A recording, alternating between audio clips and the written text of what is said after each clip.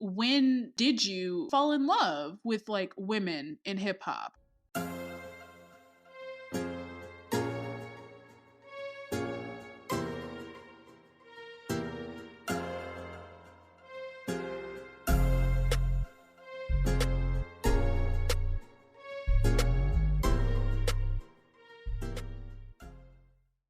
And that song that you just heard was Mama Gave Birth to the Soul Children, just Queen Latifah featuring De La Soul. And this was actually my pick. So what Brianna and I do, we go back and forth picking a song that we want to play as our intro song. And typically the song is like from an unknown artist or like an up and coming rapper. Obviously that is not who Queen Latifah is at all.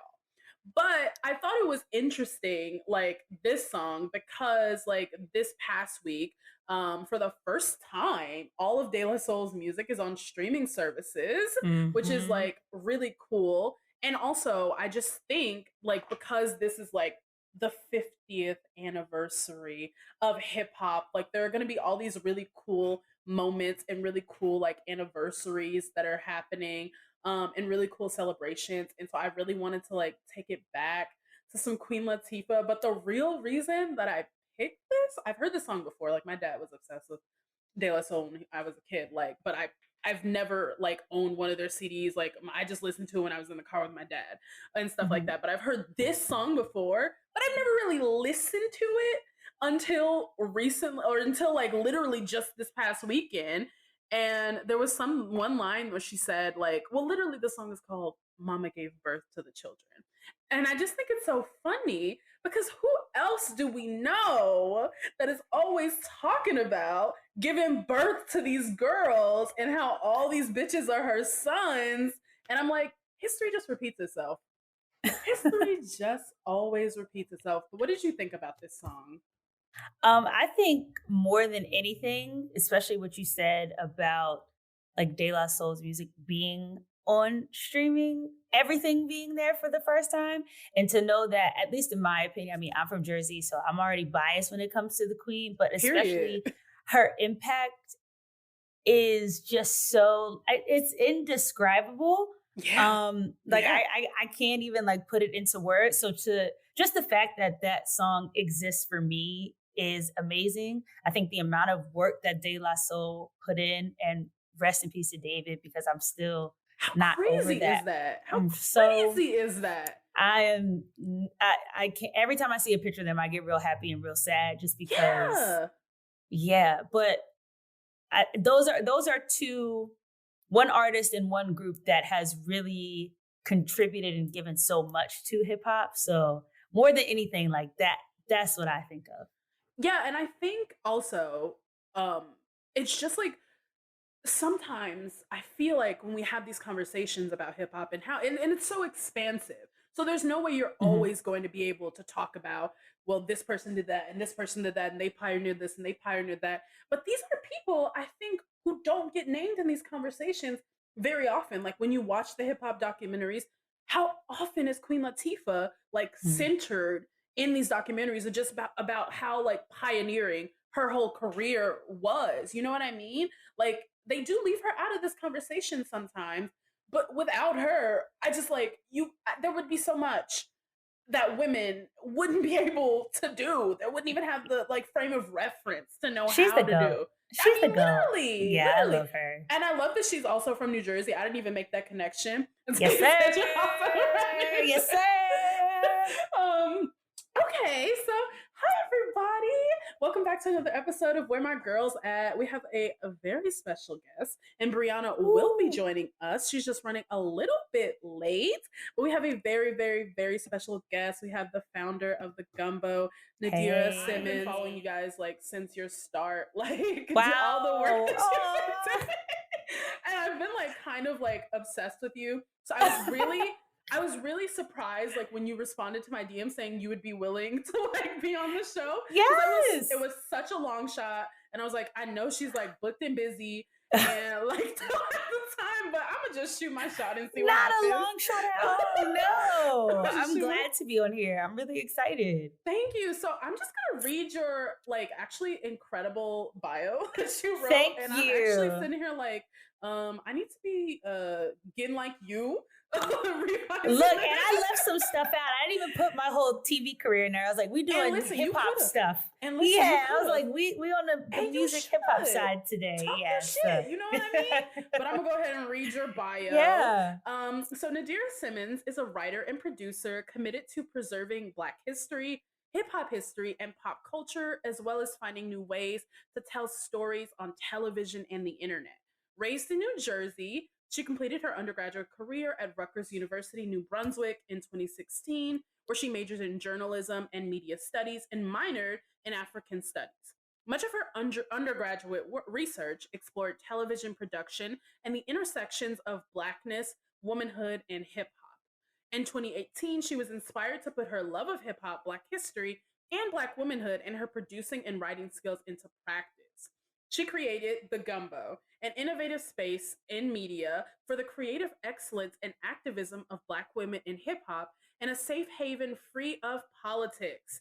The Gumbo's goal is to inspire creative leadership and contribute to a cultural shift that reframes, re-energizes, and reimagines Black women and their relationship with hip hop through dynamic content, events, and the dissemination of vital information on developments in the genre. She currently hosts Who, What, and When, and hip hop on Amazon's AMP, a radio show that explores hip hop culture and how its DNA influences the world from the way we speak to the things that we eat, to how it impacts film, television, comedy, fashion, and more. And like you just heard from her, that's not even it. That's just like a little bit, a little piece of it. I never heard anybody read it like that. That was great. I was sitting here like, dang, that, yes, thank you. Yeah.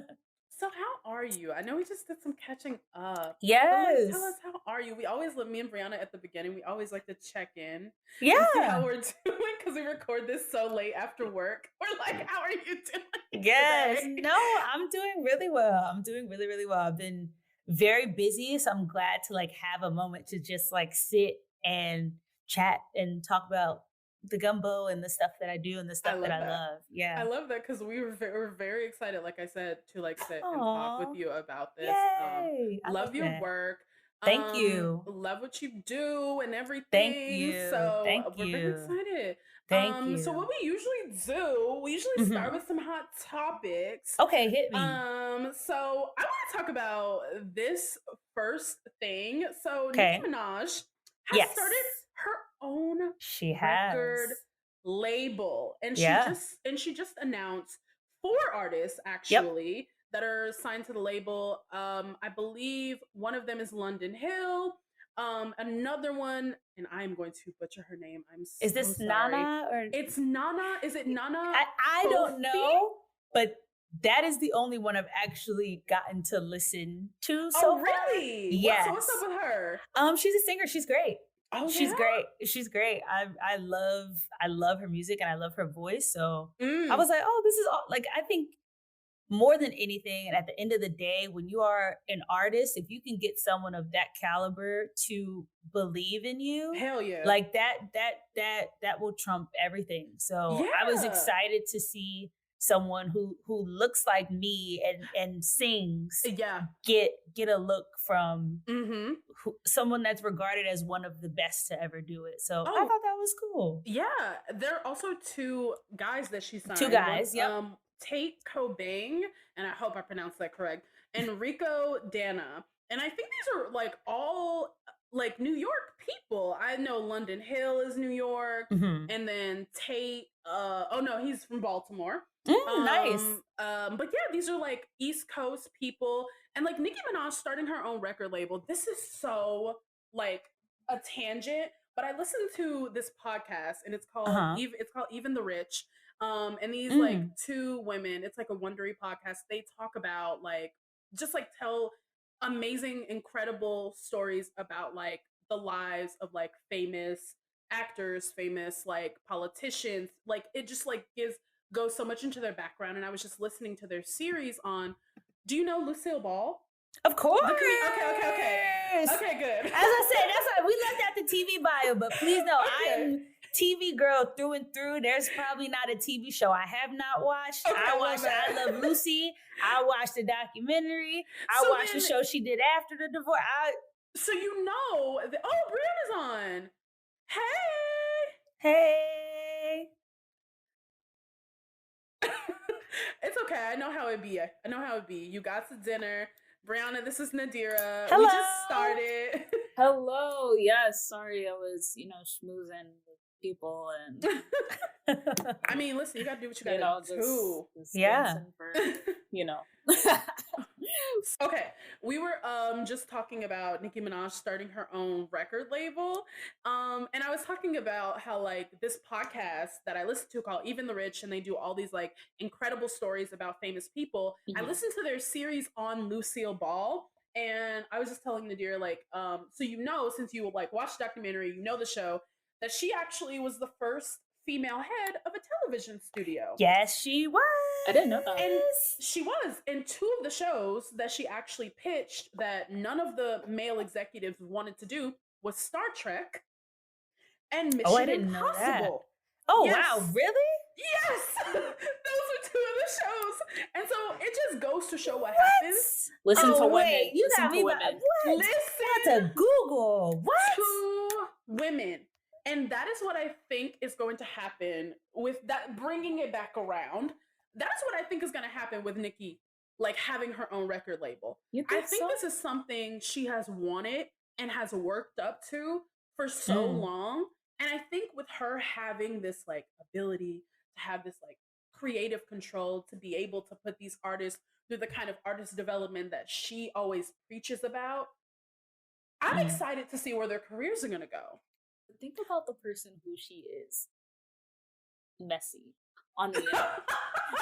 And I don't know. I guess do you just gotta bring that to them though? Well, I don't know. That's what I'm saying. I guess as an artist, I would feel at risk of how her interactions at risk. I would be like a level of precaution. I don't know. That's my only thing I think about as her of her starting a record label of like, I don't know. Like, I hear getting too passionate. Maybe. But don't you think that she has more like positive connections in the industry than she does maybe like enemies? Listen, I hope so. I think so. I think she definitely does. But but yeah, I'm really excited about her like having her own record label. Yeah. There are also so many women in rap who have had labels or their own imprints before, and I think the other good thing is what's the bigger umbrella that she's under? Is it Republic? I'm sure she's under because the former like president of like A&R, but I read it somewhere. Yeah. That, I think it's like the former president of A&R for Republic is going to be the president for her record label. Okay. And that I think someone from Republic.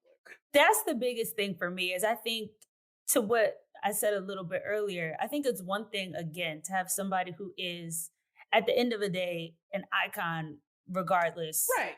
A great rapper, regardless, give you that essentially tremendous cosign by saying, "This is my label. I'm starting one."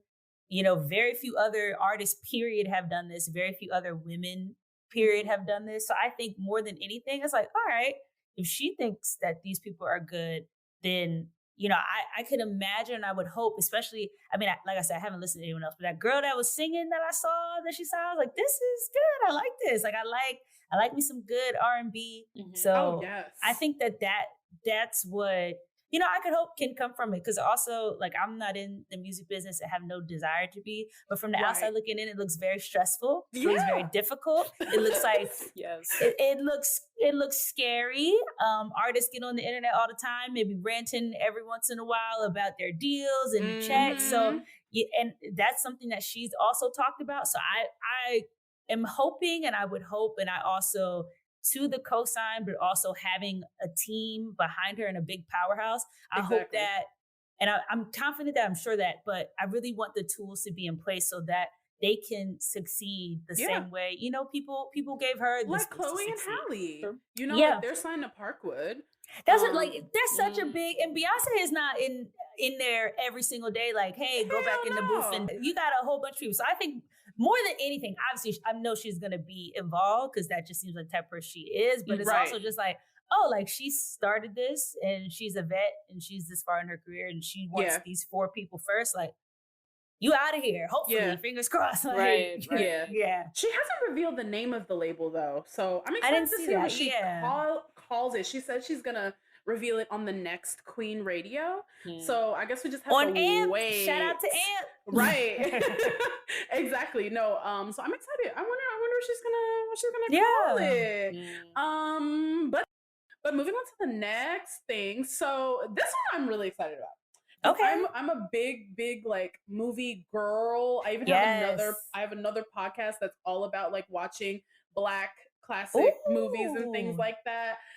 So Megan Thee Stallion and Cardi B have asked the director Robert Townsend, who directed the original BAPS movie. Have you ever seen that movie? Yes. I haven't seen it, but I know what it's about. You know what it is. Okay, because it's just that big of a deal. But Megan and Cardi have reached out about remaking BAPS. I could see it. They'd be perfect. They'd be so I feel perfect. like they'd be perfect. I feel like I know everyone's always like, reboot this, reboot that. And like you always run the risk of, you know, maybe tainting the original work if the new work is bad. I just feel like both of them are so good. I feel like Cardi's hilarious. We've seen Megan so funny act and like I just feel like I think it would be good. And we were talking about Queen Latifah too. Like I just like seeing the women get bags, diversify a lot of that different bag. places. Okay. Yeah. Because like you said, the music business is scary. Okay. It's this spooky, shit man. it's not spooky, forever.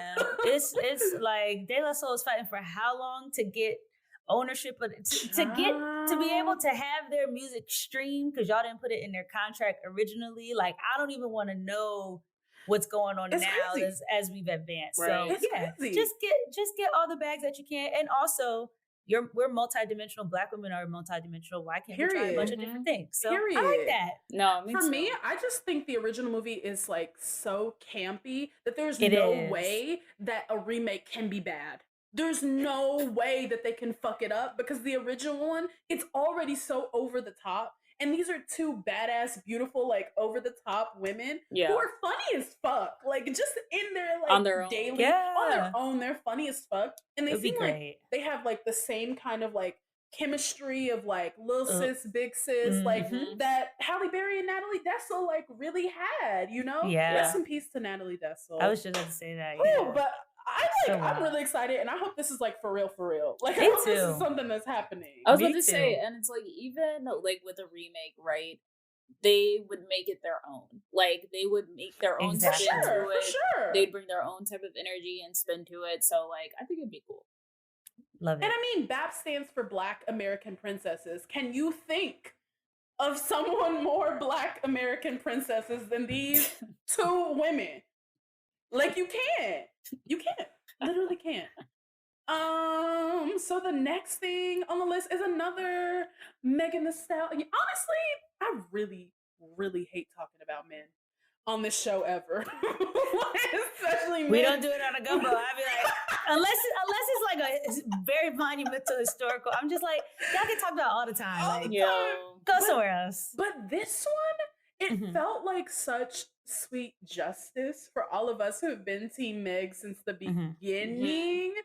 So 1501 Entertainment is apologizing to Megan Thee Stallion, finally, saying they have not spoken since 2019, and all this shit that he did for the internet was just for the internet, like everybody was saying, and saying that he hopes that one day they can mend all the fences and there's no more games or bad blood going forward.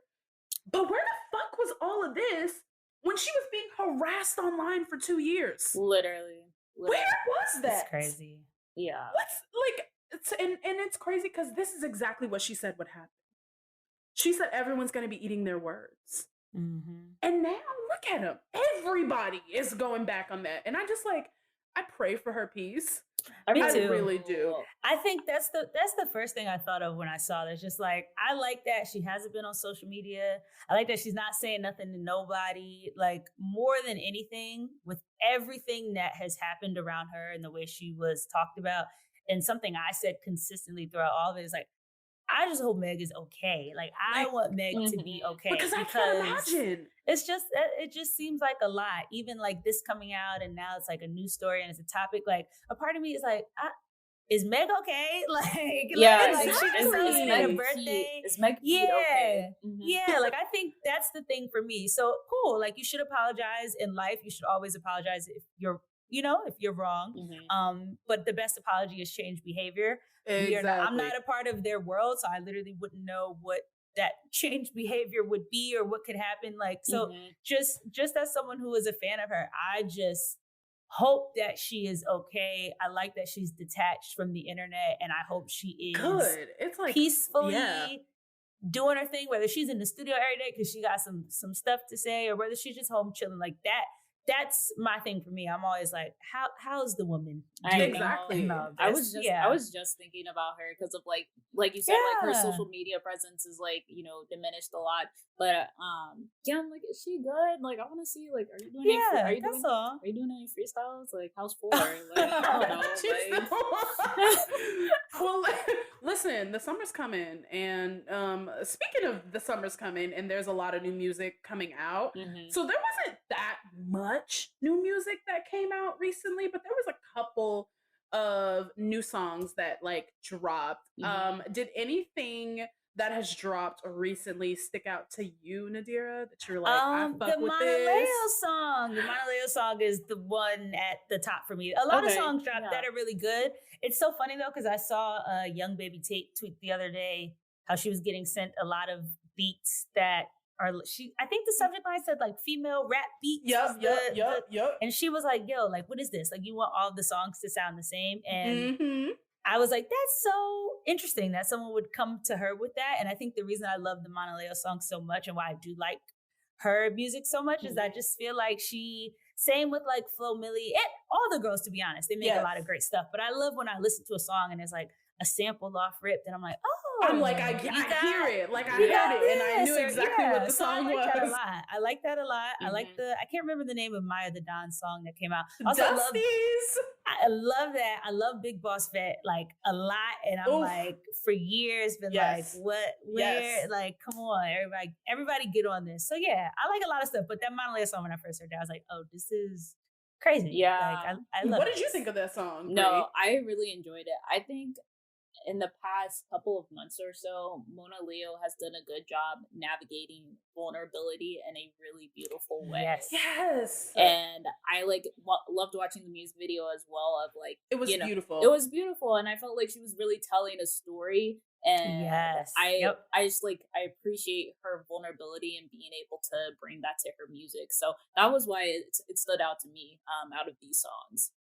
And you know what? Even more than that, like, I yes to everything you guys all said about that song, like, and why I love it and why it's the one I think that stuck out the most to me. But I love when I'm like following an artist's career and I see them trying to grow. I see them trying new things. I see them wanting to give their audience more. I see them wanting to connect with people on another level and reveal another side of themselves through the music. Like, you got to do the work. There is no way and she's like clearly here saying, I'm not just going to be a 1, 2, 3 hit wonder. Like, I'm here, I'm going to do the work. I'm going to put my head down. I'm going to go to the studio. I'm going to give you different bars. I'm going to give you different flows. And I love and I respect that. Even if I don't like all the songs that she's dropping, I like that. Yeah. And so I'm never going to give up on somebody who's trying, which is why I also like, I love the Maya the Don song, Dusties. Okay. I love Maya. First of all, just as like a plus size girl myself, to see this like badass, like plus size Black woman doing her thing, being like so like sexy and like open about it, and like not like, saying like, oh, body positivity, but just being like, I'm just a bad bitch, and I'm getting better at this as a rapper. I think I like this song more than I like Telfie. Is Oh. that Wow. Bree and I were like, Bold statements. I do like it a lot. I do like it a lot. But Telfie does sound different to me when that comes It's a out. hit. Like, It's a it hit. is, Cannot lie. Cannot lie. yeah. But I think I do. I think I love really that. like this Well, that's how you song. know she putting in the work. If the hit she had, she done already topped it for you. That's She good. has, and she is putting in the work. And Yeah. that is another thing that I love because Yep. we talk about all the time, me and Brie, about how like TikTok, like you just mentioned, Big Boss Vet, like how the rap girls are carrying it on their back. Literally. Yeah. Like every other trending sound is like a female rapper. It's or really an crazy. Or an up and coming female They rapper literally that have we us- haven't just. I was like, they have a subcategory on TikTok now of like black, like female rappers, and it's the girls. Crazy. So And it's like because of them. So I love to see her career coming out of that and like just like blossoming that way. And Big Boss Vet too, even getting her flowers like via TikTok. You know what I mean? Like now she got It's billboards cool. in Times Square It's because awesome. of TikTok. And it's like, this is what she deserves. Yeah. no, for sure. This is what she deserves. What did you think of the Nicki Minaj song? Okay, so here's my thoughts on it. And this might be controversial, but I liked it. And here's why. Like, because I know a lot of people were like, oh, I don't like this. Oh, it's, but I really like the song. And I feel like it's really interesting to see Nicki doing these songs like this one and Super Freaky Girl with these like very super recognizable like samples. Yes. Especially given what she went through in 2018, trying to get that Tracy Chapman sample cleared, and it just never happened. So it's just so interesting. And it's like this song, hearing this has made me more interested of like, what is this album that she's been That's exactly going what I to was going to give? say. Because this That's is exactly what I so was gonna say. different from Yep. what she was dropping last year. Mm-hmm. And I'm not a huge fan of singing voice Nicki. But in this song, one thing about Nicki Minaj, she can do a hook. Like no matter what, you're gonna fuck with her hooks. Yeah. And I was like, I don't hate the singing. Like it kind of goes. You know what I mean? Yeah. Yeah. I literally what you said is exactly what I thought when I heard the song. Like first of all, when is this album coming? Is and it what coming is it gonna soon, sound though? You know what I mean? No, Because now she has this record label. Yeah. Hey man, she's already did what she needs to do. Anything else True. at this point It's is a just bonus. like, yes. Like I'm not, when people are like, oh, you gotta keep making music. I'm like, do y'all understand? Bye. They be locked in the studio, like even everyone's like, when are Beyonce's next album? Like, What do you mean? We what do didn't you have a tour yet. mean? Tour Like, hasn't even leave them happened. alone. So I think that when I heard this song, my biggest thing was like, what is this album gonna be like? Because that just made me feel like I was in 2009. It sounded like, Oh, didn't it? That was yeah, the it kind of thing. just took me back a little bit. That was So the I'm thing. interested to see what she comes with if and when she drops a full album, which I feel like she's going to. She's been talking about it. So. She has been. She's been talking about it since last year. So it gotta be coming. What did you think, Brie? I don't know. I wasn't really messing with it. I enjoyed the beat for the nostalgic reasons, Mm. and I liked the hook. Like you all said, it's how to make a hook. Yeah. But I just I don't know. I couldn't get past it. Like I think it's the singing Nicki that was getting me. Like I didn't like the. You don't fuck with the singing, Nicki. It wasn't. I wanted to like it so bad. I really did. But it just wasn't sticking for me for some reason. But I didn't think about like how this is her like continuing to like tease out her new album potentially. So yeah, because I'm like, is it that, or is she just like, I just want to drop songs? yeah, like she's Like, just having fun. Yeah. We don't know. We don't know. We really have no idea. That's No the clue. part that I'm just like, okay. I don't know That's what's what it going is on. about music that always like excites me and also makes me Same. very anxious. You never know. You Yeah. really never know what's coming. Yep. You know? True. Okay, should we get into our main topic? Yeah, let's do it. So Bria, Yeah. before you hopped on, I already read Nadirah's like incredible bio. Mm. But so Thank hip hop you. is turning 50 this year, guys. Yes. Mhm. Which, like I said before, like it's crazy because that's not a lot of time. In comparison to like other genres like blues or rock and roll, that's not a Right. lot of time. My parents are the same age I was like, as hip-hop. my parents, yeah. But Literally. in 50 years, look at the massive like amount of influence like Yeah. globally that this genre has had. And so we're so Crazy. happy to have you on the show Thank because we're you. all about like honoring Black women in hip hop and like just having conversations with Black women in hip hop. And so I want to know what sparked your love of hip hop. Oh my God. I feel like I don't even know how to describe it. I just feel like music has always been so ingrained in me, just like such a part of my life. Like I always tell people, like my earliest childhood memory is being in my dad's like Nissan Altima. It was red. I was in the back seat. I probably was like 2 or 3, really, really young, and rapping Imaginary Players by Jay-Z. Like that's the first song I learned all the words to. Yes. Do we have the same childhood? We might. Because me, like fucking same. Not that exact song, but like I would always be in my dad's car rapping along to Jay-Z because that was his favorite rapper. Reasonable Doubt I knew from top to bottom before I like, maybe I don't know, like I don't know if I was out of diapers. I'm sure I was, but my mom and dad were like, you used to talk a lot and you definitely used to rap that album. So yeah, that's the really early memories for me. I think the other thing too, so I was raised in South Jersey and my town is a Philadelphia suburb. My dad was born in Philly.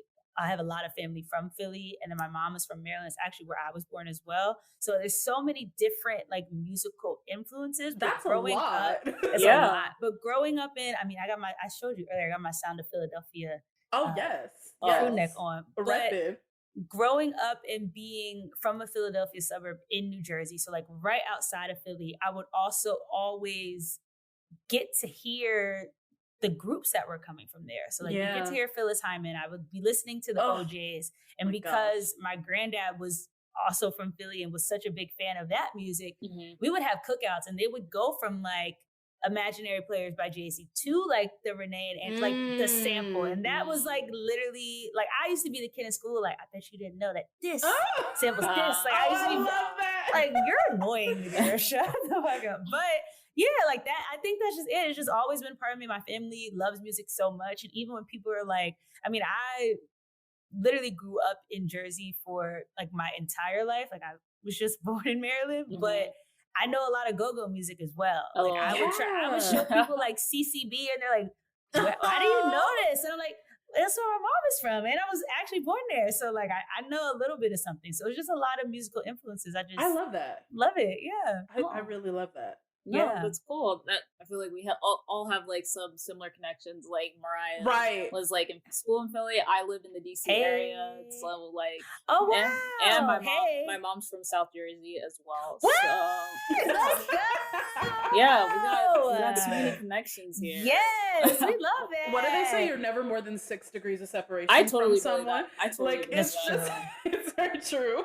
100%. Yes. Wait, shout out to South Jersey because South Jersey sometimes we be getting left out, man. Because that's the other thing too. Like, there's so much in Jersey, and where I'm from in South Jersey. Like, I used to go to the farm as a kid. People, when I would tell my friends, when I went to Garden State, all my North Jersey friends, they were like, "Y'all weird in South Jersey." I'm like, "No, weird. What?" And they're like, "You're basically like East Philly or whatever they used to call me." They're like, "That's where you're from." I'm like, "No, like we're very close, yes, but like." It's a very cool culture. So I love when I find out other people are from South Jersey because it's great. Oh, I love that. I love that. Yeah. Well, so like speaking on like a vein of like getting like passion and like inspiration of music. So like what was your inspiration of starting the Gumbo? Yeah, I mean, I work in television and I worked at a TV show for 6 years. And I always knew I wanted to be in TV, but I would do like music journalism on the side. I had friends that I went to school with at Rutgers that wanted to be music journalists. And the one thing I noticed was that not only were we not getting paid to do like actual work. That's tea. Not even in a bad way. Like you wanna build up your portfolio. You wanna have your clips and you wanna do so much. And I just always thought in my head, like, wow, like as an intern in TV and in a lot of different spaces, I'm getting paid first and foremost, and my voice was valued. And I can't speak for everyone, but I really realized like, dang, I have a lot of friends who want to be music journalists and they're like, yo, like I'm going into meetings and like I'm pitching stuff. They're not even listening. to me. And I'm like, dang, like the culture comes from Black and brown people in the Bronx. So why are you not listening to us? So that was the biggest thing. And then really, I feel really strongly about people doing unpaid work. It is not cool. No, I don't even know how else to describe it, but I also think criminal. It's so much that happens in life that people need to take care of. And even giving somebody $50, obviously that's not going to change their life, but you never know if you have somebody write a couple of words, you can give them, you know, a couple of cents per word. So they can make, you made 175 for this amount of work. Like I'm always thinking about how a lot of the girls that I knew at that time were just writing about hip hop for free. So I saved up all my money from the show. I love that. Put it all in my savings for a year. And I was like, I'm going to start this platform and I'm just going to pay Black women to talk about the genre that we helped create and we were there for from the beginning. That first party that we celebrate every August was literally thrown by Cindy Campbell, a Black woman, and people for forget her that. sister, and we don't talk about it. She threw the party because she wanted to raise some money to get some back to school clothes, and it was so hot that they kept doing it. So, and haven't you been there? Haven't you been in that place for like $50, $175? Like that's I've been in times in my life where that was a lot of money to me, and I needed it. Yeah, so I'm just like, dang, people are getting $0, and people should get more than $50. People should get more than $100. Like giving as much as I could with the money that I had saved from work. I think that's just what I wanted to do. I wanted to create that place where one, we could talk about it and write about it and people could get paid. Also, people could feel comfortable having conversations without having a dude jump in and be like, well, since I always use this example, but like I would tweet about like state property and I'll never forget, like some dude was like, well, name all the guys in the group. And I'm like, oh my God. I literally will. And back then it like really fired me up. Now, obviously I don't care. Oh yeah, you don't give a fuck now. Yeah, stuff like that. I'm just like, yo, like just having to be quizzed to prove that you know what you're talking about. Like, what if it's just all of us in the room and we could just all just chop it up about, did you like this? This drop.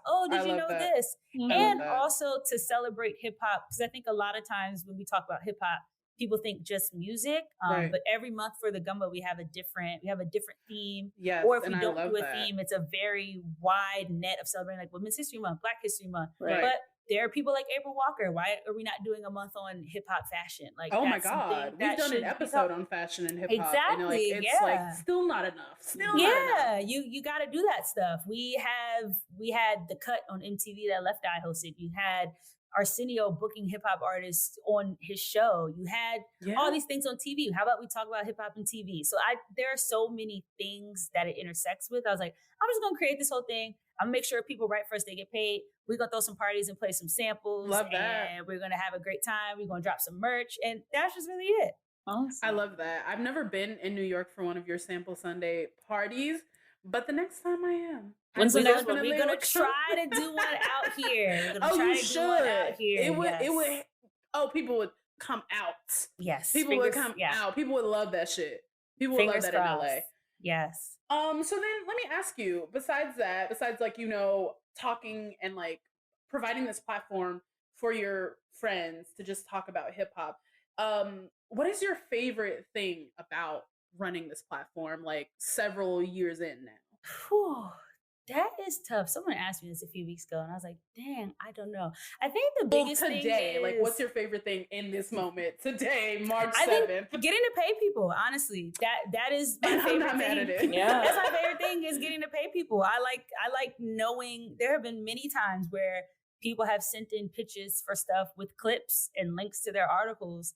And then I'll like send the payment, which I always send the payment before we go live. That's something that I stand on. Before the work goes out there, you get compensated because I know what it feels like to freelance. And that's, you know, different levels of money and whatever. But I'm just like, I'll be waiting when like, dang, the thing is live. Like when am I gonna get paid? Where's my money? It feels good to know, hey, this is approved and you got paid, and now confirm you got paid, and now we're gonna go post this. But that's the biggest thing. I want people to get paid. I want Black women to know that their, you know, voices and their thoughts and their opinions and their feelings are valid and also worth being compensated for. Because the other thing I noticed too is absolutely, we give a lot of Twitter threads, we give a lot of many. research, we give a lot of free a lot of that. Yeah. We give a lot of that. And that was the other thing to me too, something I even had to stop myself from doing. Is like, girl, don't tweet that. So it can then go become something else somebody in another place something. where somebody can get paid. But I think that was my biggest thing. And that's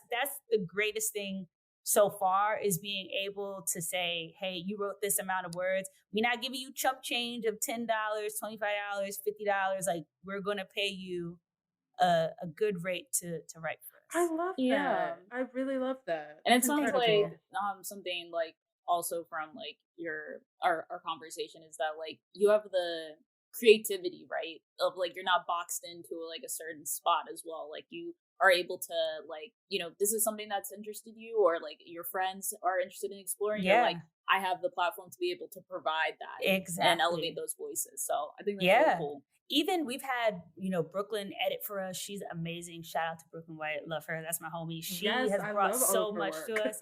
My homegirl Quinn, who is our DJ and also our lead creative director, just brings so, like, I'll be thinking like, does this graphic look nice? And I'll send it to her. She's like, add this, add this, add this. Like we're like, we be going back and forth. So those two are also so amazing. And if I had to say another thing that is just as rewarding, is getting to work with people who inspire me, because those two, I think they're so great. So shout out to y'all if they're watching. I love y'all. That's incredible. I hope they listen to this. Yes, I'll send it to them. Okay. Yes. So yeah, going back to like, you know, hip hop, it's the 50th year anniversary. Mm-hmm. You know, what are your thoughts about like Black women in hip hop in 2023? I mean, like there's been so much evolution that's happened in these 50 years, but like, you know, as it stands today, what do you think of Black women in hip hop and where we stand now? I've been doing so much research in the past year, especially like just anticipating this moment and, you know, making sure I got everything I need to have together for this celebration. And it makes me very happy because through my research, you know, I'm able to go in and see like, dang, people recorded music.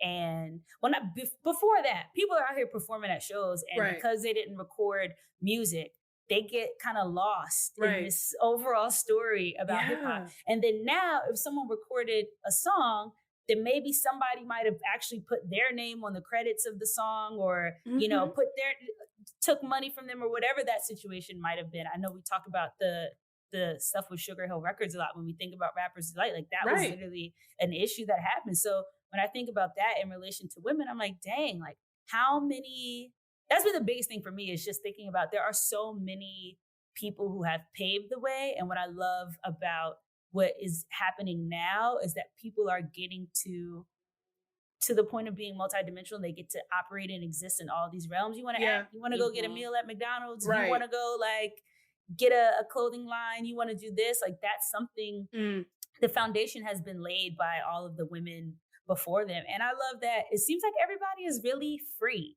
Like I feel that way in a too. way that they get to. I don't doubt that, you know, sometimes people are like, hey, you can't do this, you can do this. We don't like that exists in every creative medium. But I love one of the things I love the most about social media is just getting to see them happy and enjoying their lives and living their lives. So I think that's the biggest thing for me. It just makes me very happy. And I also love that like so much of the process isn't shrouded in mystery the way it used to be. Like especially with what's been happening recently, where you know people are coming out and saying women are coming out and saying things like, oh, he told me if I didn't fuck him, I wasn't gonna be on this song and shit like that. And then you and like now Megan like suing her label and like having all these victories and things like that. And then you remember like about reading stories about like back in the 90s when like, you know, rappers like Jackie O and things like that were like going out and saying like, hey, like this man made me do that, and people are calling her a liar and now she doesn't rap anymore. You know what I mean? Or like or shit like that happening. And think about all the instances where that's happened to women and they haven't had a voice. And there's a lot of instances too where women didn't even get credited on songs that they were on, so they missed out on Hell Grammys yeah. or Billboard #1s and stuff Queen like that. Pen is the one that comes to mind, like most No diggity. like why she was, and now it's like the first #1 you don't get to be on. You know what I mean? Or the first like Grammy you don't get to get because somebody said you just don't. We're just not going to credit you. You know what I mean? Yeah. So I love people fighting for credit. I really do love that. The one thing I really want, and I hope the Gumbo can do this, but I really want those women outside of the Gumbo doing this, but there are bigger entities in this world that have millions of dollars. And I know there's so much already planned for this year. Oh, of course. I really hope that those women, I'm big on making sure our rappers are taken care of. When I think about rappers passing away, when I think about rappers not having places to live or just stuff like that, like in my head, like what I would love to see for the 50th, maybe the 55th, like I would love, and I know they've talked about it a little bit before, but like making an organization where, we can make sure we're taking care of these people. Like I love the idea of a rappers union. So, people are just looked out for. Like I think about that a lot beyond the scope of, you made this great song. I love your music. I love your fashion. Oh, you that girl. Oh, you're this. Like, trust me, I do that all the time, every day, as I'm sure y'all see on Twitter. But beyond that, like I am big. That's why for me, paying people for the Gumbo is my biggest thing, because somebody has contributed and given so much. The very least that they can have is being taken care of and not having to worry about any issues when it comes to health, housing, money, like nothing like that. Yeah. So I would love for there to be a necessities. I would love for there to be a rappers union to take care of all of our OGs. And it's crazy that there isn't, because in all other like industries, like SAG has a union. They do. You know, directors have a union, writers, producers have a union. WGA, But these musicians, I think they're working on one. I cannot remember who it was. I want to say it was like LL. Somebody was talking. They were talking about working on one. I can't remember if it was LL or Chuck D or who it was, but that's something I remember seeing. So that's why I don't want to speak too much like, it does, because it could be in the work, but and I hope so. Just when we got it, I think that's gonna be amazing. Be a big moment. Yeah. So moving on to something a little bit more fun. Yes. You talked just a little bit about the women who work with you at the Gumbo. But besides that, tell me, who are some of your favorite Black women in hip hop space? Whether they be rappers, producers, writers. Oh my God. Like what? Just like some women, you're like, I love your work. I'm obsessed with you, etc. Yeah. Well, I'm gonna say every person that has contributed to the Gumbo, because we don't have 3 hours for me to read every single name. Of course, but every single person that has contributed, because there has not been one thing that we have shared, whether it's an article or collaborated with a different group or a new DJ, where I have not learned something. And that has been the biggest thing for me, is like, if Megan Thee Stallion drops a new song, do we need to write an article on that? How about we just retweet it? Or how about y'all just listen to the song? Like, we don't need to like everybody, they got that on lock. But if somebody wants to write an article about how Megan Thee Stallion positively influenced her body image, I was like, that's amazing. I want to hear that. Didn't think about that. So I think that everybody that has contributed, people know how much I love Queen Latifah. I love Missy Elliott. I love Missy Elliott. Love Missy Elliott. I love that. Because sometimes it takes men saying things for other people to be like, yeah, I feel like all the girls, like Missy Elliott's the GOAT, but I remember when Lil Wayne came out and said, like, she's up there for me. I love that, because so often when they get asked who their top rappers are, it's often men. The same Lil men Wayne's too. Also super duper nice too. So I'm just like, the fact that he shouted her out in that way. I love seeing the people who are, and continues to shout her out too. Continues when to. they ask him about it, she's always in that conversation. I love it. I love seeing the GOATs shout out the women who are GOATs as well. So Missy to me is just it's ridiculous. Insane. Production, her fashion. She had different clothing and sneaker collaborations. She had a label. The Afrofuturism in the video, like the lyrics, like it's so crazy to me. Like I want there to be like a long like book on her and documentary on her. Like there's so much to be said about Missy and her contribution. So she is definitely one of my favorites. Everyone knows I love April Walker. April Walker is Love her. queen of hip hop fashion and really did so much and set the tone for a lot of people.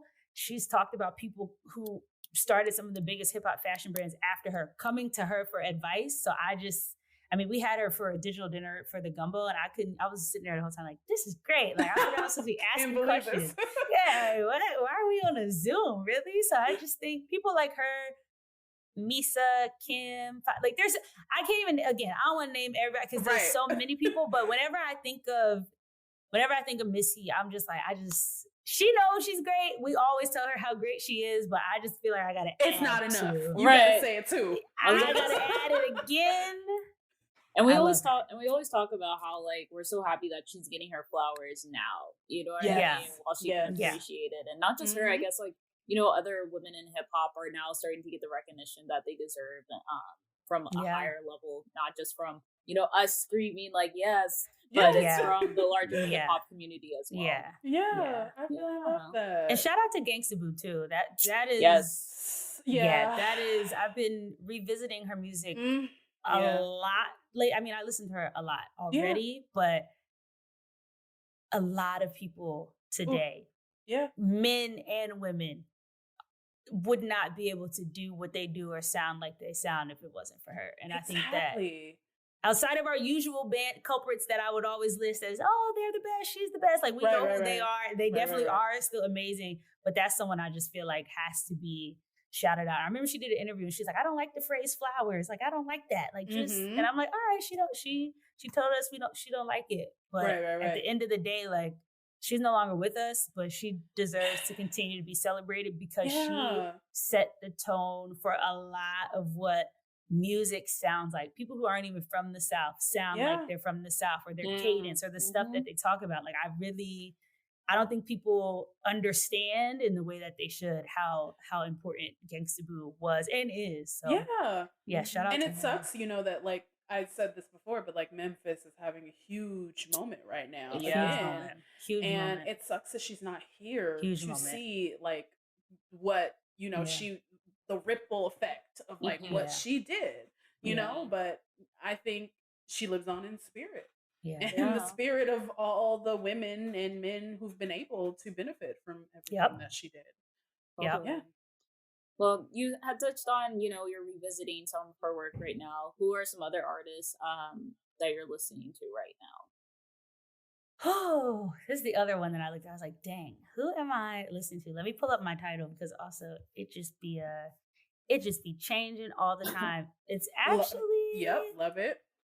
I listen to a lot of SOOOO. I feel like everyone knows this as well. Like, I love SOOOO. That's really like at the top for me. And because I've just been working so hard, like their music is perfect for when I'm up at like 4:30 a.m. and I'm just like, just push through it, Nadirah. Like, just keep going. You need to sleep all day, whatever you need to do. I've been listening to a lot of De La Soul, obviously, just because. I mean, I bought YouTube Premium because of De La Soul because I wanted to listen to their music and not have to close the app and have the music stop. Like, I did that years ago. I was like, I want to be able, like, what? Like, I want to be able to listen to them. I've definitely also been going back to a lot of older R&B, which is so funny. We're on like talking about hip hop, but I've been revisiting a lot of, it's like peanut butter and jelly. Okay. Yeah, it definitely is. A lot of Mary J, a lot of Faith, Queen. Yeah, a lot. I'm like, what else? I got some 8 Ball of MJG, 3-6 Mafia, Project Love it. Like, I've also been on a real heavy, like, Southern way. The thing I always try to do is not, like, I can get very, like, I listen to State Property and Jay-Z all day for, like, days at a time. Then I listen to Lil Kim for a week. Then I listen to So I'm like, I got to make sure, especially, like, if I have this platform, I just want to be as tapped in as possible. So absolutely. And a lot of West Coast. I love West Coast music. That's like a little fun fact. My parents, that's the other thing too. They made sure I knew. There's like a picture of me as a kid, like going like this. I'm like 6. I'm like, why are you what am I doing? And they're like, you knew what it was, but I listened to a lot of like older, like West Coast, like Badass and obviously Too Short and E40. Love it. A lot of Dog Pound. Like I listen to a lot. It's I don't know. My music taste is very all over. That's incredible. I love that. I love that. Like listen, like you said, you have this platform. You got to listen to it all. You know, the good, the bad, the ugly, whatever. Thank you so much, Nadirah. Thank you for being so fun here and being on the show. We love what you do. Yes, you are so talented and incredible. So are y'all. We love, love, love all the work that you do at the Gumbo and all the work that you do just to celebrate Black women. And it's just so necessary. So we're just so grateful to like have you on here and be able to chat with you. So yeah, if you made it all the way to the end of this episode, thank you guys so much for listening to this episode. Go check out the Gumbo if you haven't. If you haven't, you definitely should. Thank you. And thank y'all so much. What y'all are doing is super important. I love just hanging out with my fellow Black women. Just talking. It's so fun. And have a happy rest of your Women's History Month, guys. Yes. Thank you for listening to this episode of Where My Girl's At, brought to you by Textured Air, a brand dedicated to celebrating Black girl culture, past, present, and future. If you liked what you heard, please subscribe and leave us a 5-star review. It really helps. You can find us on Twitter at WhereMyGirlsAt2 and Instagram, WhereMyGirlsAt_TH. Make sure you check out our other podcasts, Does It Hold Up?, The Blacklist, and all the other content we offer on our website, texturedair.com. Until next time.